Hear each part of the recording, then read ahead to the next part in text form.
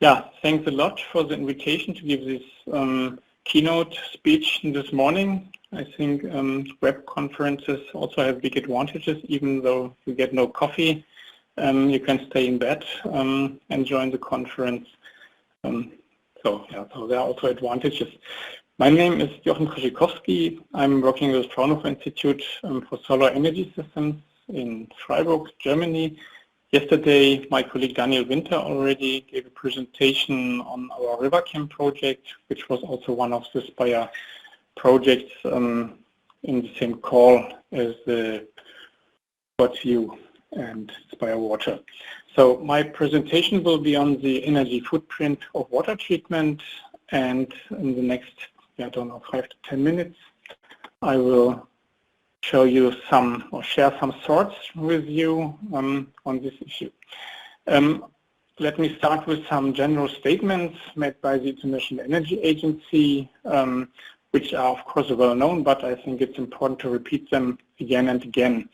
So it is well known that energy supply depends on water, and the other way around, water supply depends pretty much on energy.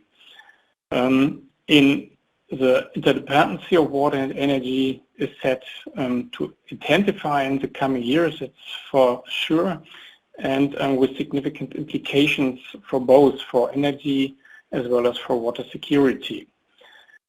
Each source is rising demands and constraints in many regions as a consequence on the one side, of course, on the economic growth and population growth, but on the other side also on the growth of the climate change. There's no doubt about that. Today, about 10% of the global water withdrawals is associated with energy consumption, and about 3% of the water consumption is associated with production of energy. I think that's mainly for wet cooling towers, where water is evaporated to the ambient. And it's also well known that billions of people lacking access to clean drinking water and sanitation, while on the other side about 80% of the wastewater is discharged untreated, and also their energy and the lack of available energy is one of the key problems to deploy wastewater treatment. So it is clear that we need additional sources to complement the natural freshwater resources. On the other side, it's clear that we need comprehensive wastewater treatment to protect our environment and also to create new sources for fresh water. The big dilemma is that the implementation of water treatment technologies is always associated with additional energy demands, and this usually creates also additional greenhouse gas emissions.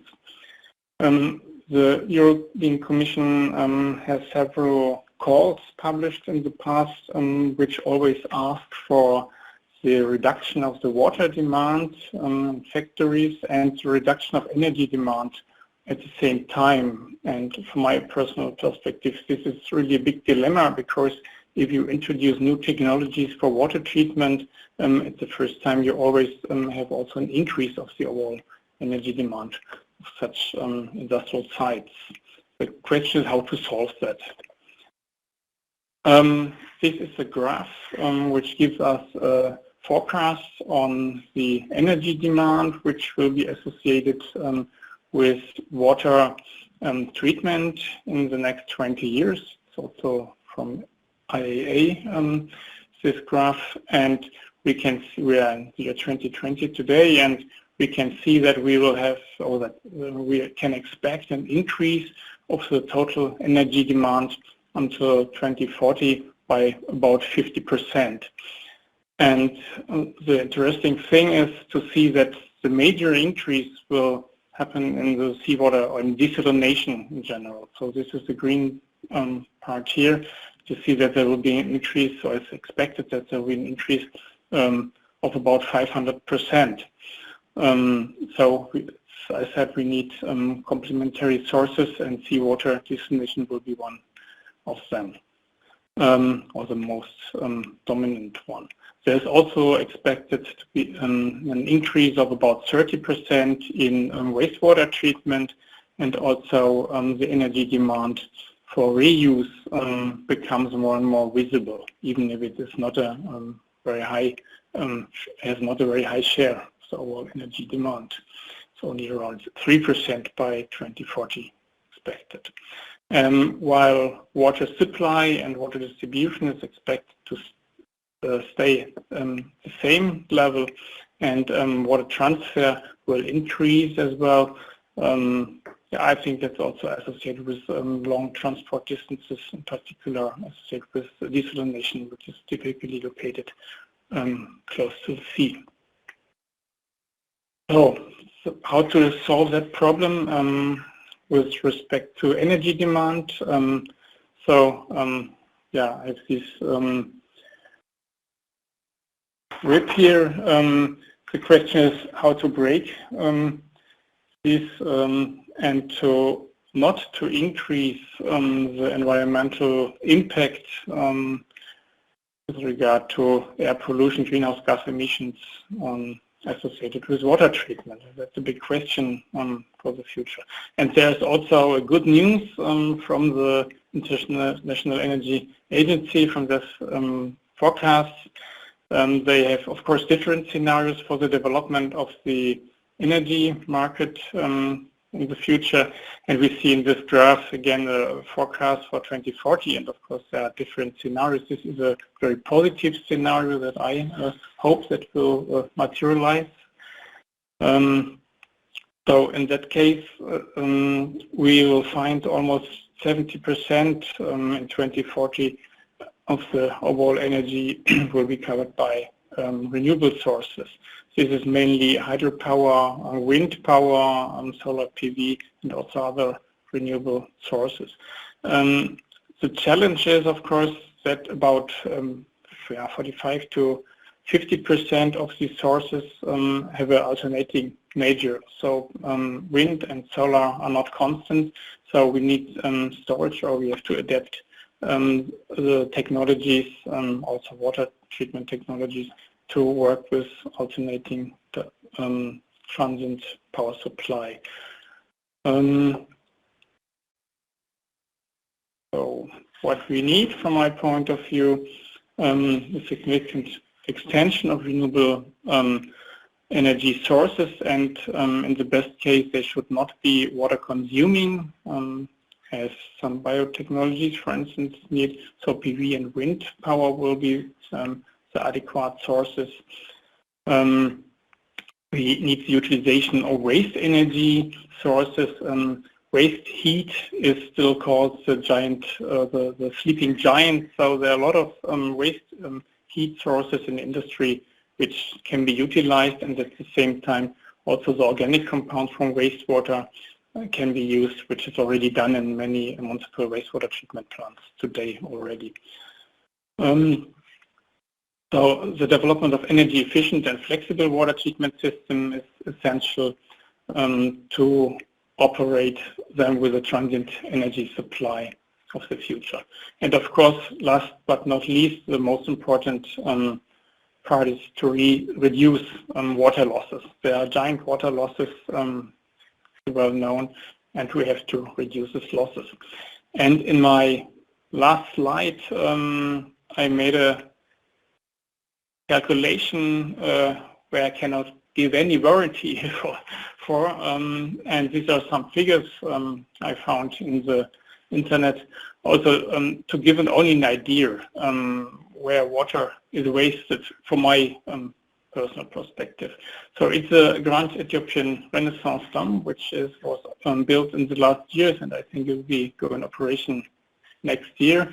They claim that the power generation will be about 6,000 megawatt. There are some doubts already, but let's assume that, and the energy production will be around 15,700 gigawatt hours per year. And this lake will have a size when it's full of 1,874 square kilometers. So I searched some figures from lakes in the region, and so it will be built in Ethiopia at the border to Sudan, at the River Nile, and I looked at some comparable sites, and they reported water evaporation losses by 1.6 to 2 meters a year. So if we calculate that total water losses on the whole entire surface, then we end up with 3 billion cubic meter a year. So if you relate that to the German water supply to German households, domestic water supply is about 120 liters per capita in Germany. So you can solve 68 million people in Germany from this water evaporation losses. Looking to the energy side, if we consider that these water losses must be replaced, for instance, in Egypt by seawater desalination, having a specific energy demand of around 3.5 kilowatt hour per cubic meter in the best case, then the energy demand to replace these fresh water sources is about 10,500 gigawatt hours a year. So finally, we will need 2/3 of the energy which is produced by the dam to replace the water losses. This is only an idea and only some very rough calculations giving dimensions. Maybe there are many other impacts not to be discussed here, and only want to mention that we as engineers sometimes, or me personally, I'm sometimes a bit frustrated because we improving efficiencies of water treatment technologies, and we are turning the small screws to improve our technologies, and on the other side the politics are turning the big wheels sometimes in the other direction, and so it's quite important from my point of view that politicians, legislations and scientists are putting the rope in the right and in the same direction, otherwise we will fight against windmills. Coming to my last slide, which is a symbol. I think there's no doubt that we need to be very efficient on the handling these challenges we have in front of us, and we need to join all our forces, and I think that the ant is a very good symbol because it's quite efficient. It can wear 10 times of its own weight, and if ants are in a swarm of thousands, then they are really able to build giant things. So that's it from my side. Thank you for listening. Thank you, Joachim. So Hank is asking, what advice can you give to technology developers or suppliers in water and energy saving to persuade end users and policymakers? And how can the development and implementation of the technologies best be stimulated? So advice to policymakers. Yeah, so I don't feel really in the position to give advice to policymakers. I only can raise questions.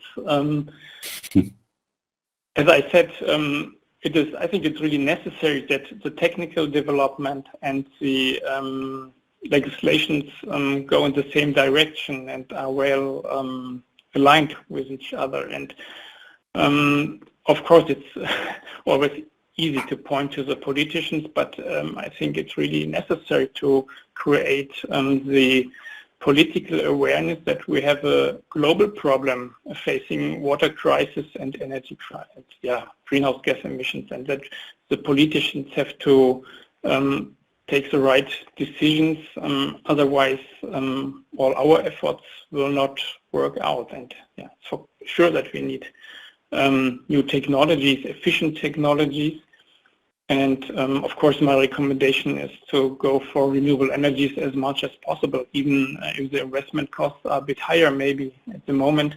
On a midterm and long-term view, it will be the cheapest option for sure. Okay, thank you. I'm going to give you one more question here then from Sophie, then I'm going to take Stefan's question later with the panel discussion as well, so we try and stay more or less on time. Sophie's asking, Sophie Carla is asking, regarding energy needs for desalination increasing, where is the largest proportion seen and how much is Europe contributing? So the largest proportion for seawater desalination, I didn't get the question. So the seawater desalination, we saw from the graph that seawater desalination will have the highest increase, the highest share with regard to energy demand. And of course, desalination is always the most energy intensive technology. And I think we can expect that maybe the specific energy demand will decrease slightly, but I think there will be no really significant improvements possible. Okay, thank you, Stefan, and Christoph also. We're going to take your comments and questions at the panel discussion. Joachim, stay with us.